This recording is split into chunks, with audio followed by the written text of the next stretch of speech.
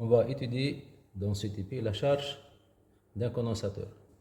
Donc pour cela, on va réaliser le circuit suivant: générateur, condensateur, inverseur double position, position 1, position 2. La position 1 c'est pour la charge, position 2 pour la décharge, et un dipôle résisteur.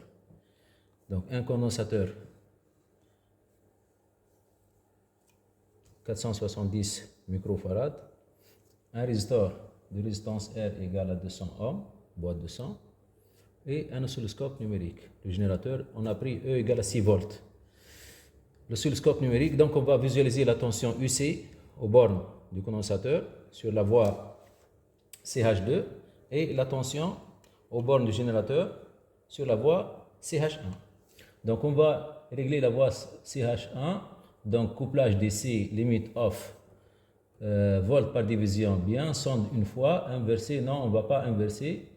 Le calibre, donc là on a pris CH1 égale 1 volt par division, voilà, ça c'est la position du 0 sur CH1, voilà, ça c'est notre 0, puis on va passer au réglage de CH2, voilà, donc on va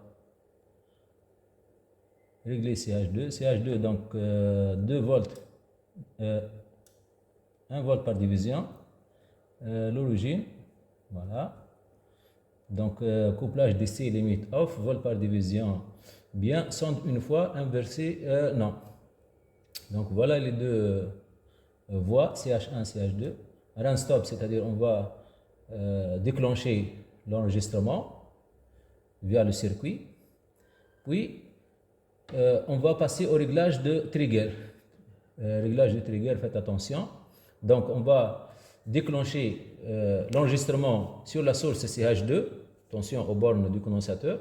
Donc la pente c'est hausse, UC va augmenter au cours du temps. Mode normal, couplage DC.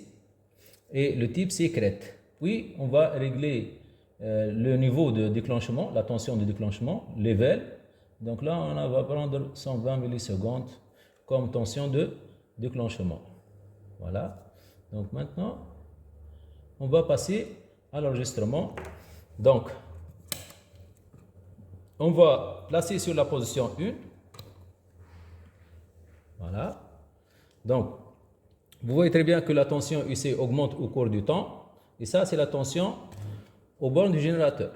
Donc, UG est égal à E est égal à 6 volts. Et la tension UC augmente au cours du temps. Maintenant, on peut visualiser la tension UR en appuyant sur le bouton mat.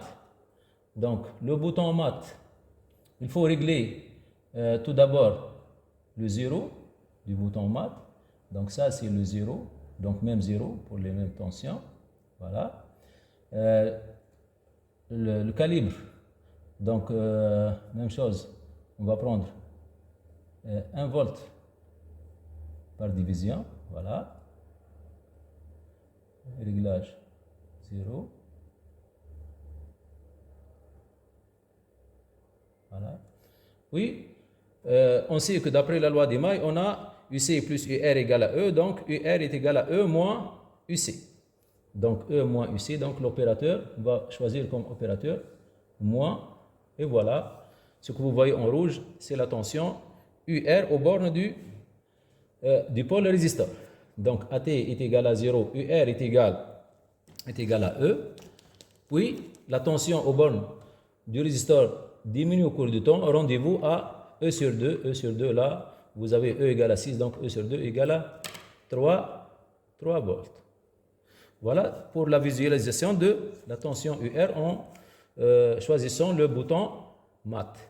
On peut aussi faire des calculs sur la courbe CH1. Par exemple, on peut déterminer la constante du temps taux en appuyant sur le bouton measurement, donc mesure, mesure, puis curseur. Donc curseur, on va choisir, si vous voulez mesurer la tension, voilà la tension, donc vous sélectionnez la tension. le temps, vous pouvez mesurer le temps. Donc là, c'est le bouton, vous pouvez appuyer sur le bouton multipurpose pour déplacer le curseur et lire la valeur de la tension. Voilà. On peut mesurer, voilà, pistage, le delta T, constante du temps. Donc en choisissant le curseur comme origine, là, on appuie sur le bouton multipurpose, puis on va déterminer à quoi est égale la constante du temps tau. N'oubliez pas que si t est égal à tau, on a UC est égal à 0,63. 0,63 fois 6, c'est égal à 3,78 à peu près. Donc 3,78. On va choisir la tension U égale à 3,78, donc en déplaçant le curseur, et on va lire, si vous voulez, la constante du temps. La constante du temps, tau est égal à R fois C, R est égal à 200 ohms, et C est égal à 470 microfarads. Vous faites les calculs, vous trouvez à quoi est égal tau.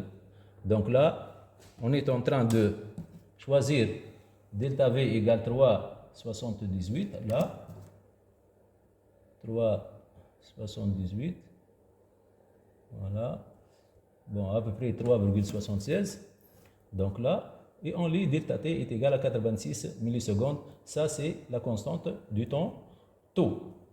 Voilà pour cette première expérience.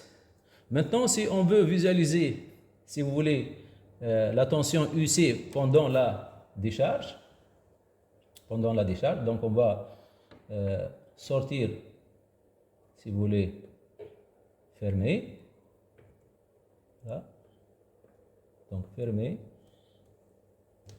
On va mesurer maintenant, on va visualiser la tension UC pendant la décharge. Pour visualiser la tension UC pendant la décharge, il faut changer le trigger. Donc on va appuyer sur le trigger. Maintenant, la tension CH2, on va choisir chute, normal, couplage DC. Et comme level, on va choisir, si vous voulez, 5,76 parce que E est égal à 6 volts. Donc on va choisir comme... Donc là, on va décharger, si vous voulez. Voilà. Donc on va choisir comme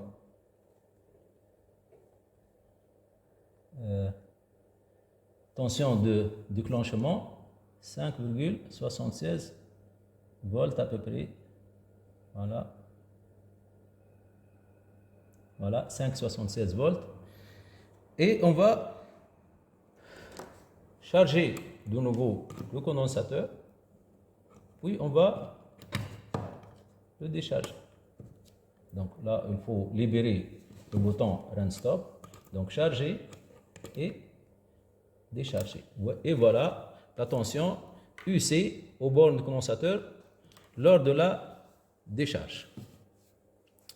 Voilà, si vous voulez, les expériences que l'on puisse faire avec ce type de montage. Donc on peut visualiser la tension UC, on peut visualiser la tension UR en choisissant le bouton Mat. On peut faire, si vous voulez, les calculs de taux en choisissant le bouton multipurpose et en appuyant sur le bouton mesure. Et on peut visualiser la tension UC au cours de la décharge. Donc UC passe de E à 0. Et voilà pour cette première expérience.